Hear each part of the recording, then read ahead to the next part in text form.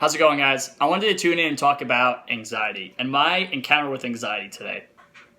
I was having a session with my high performance coach, Chad Weller, today when we were reviewing a plan for an area in my life where I haven't been performing in the highest level. And he asked me, "What do you think of this plan?" I looked down at it and I was just like, "It seems good." I looked back up and I'm like, "Chad, that's complete bullshit. I'm anxious about this plan right now."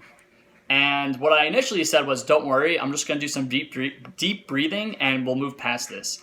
And he looked at me and said, "No, we're going to hammer this right now. We're going to address this right now." And anxiety in this instance was based off of fear of failure that I had. And I want to talk about anxiety because it's one of those topics that we are not taught how to address. Now, I was fortunate in this instance where I was partnered with my coach and we just dove into it head on. But anxiety is not a bad thing. Most people that I know have anxiety deal with it by smoking marijuana or taking supplements such as pills that are higher end on the scope that deals with anxiety. But there are so many more useful, effective, and serving ways to deal with your anxiety. In this instance today, what came out of my head-on addressing was I realized my anxiety was really shallow and was just a basic fear, which in most cases, that's the truth. Anxiety is not a bad thing. And your anxiety is a gift because more oftentimes when it's tied to a fear, it's letting you know that if you lean into this, you have an opportunity for amazing growth. You have an opportunity to move forward and you have the opportunity to keep the ball rolling in your life.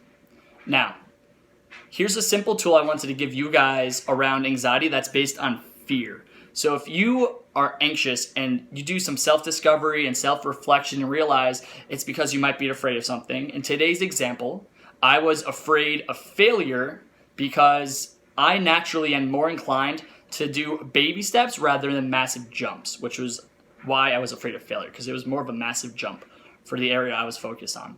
What you can do is make in a notebook 3 columns. What your fear is, why your fear is there, and what's a small action that you could take to address that fear head on. When you look at this, I want you to disaffiliate yourself with your fear and say, I am not my fear, which you're not. Your fear is part of your ego, which is tied to a primitive part of our brains, which is tied to survival, which is why fear does not serve you. And when you do this, I want you to look back at your notebook and say that I am stronger than my fear. I am able to overcome this. And look at your plan and envision yourself plowing through and being successful in that small action.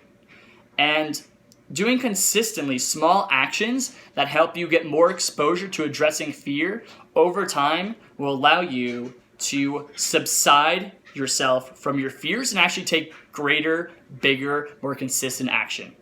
So I hope this helps. If you have questions, shoot me a direct message. We can review this. And if you're interested, I could come out with more serving videos around fear, anxiety, and how to take action and work through it.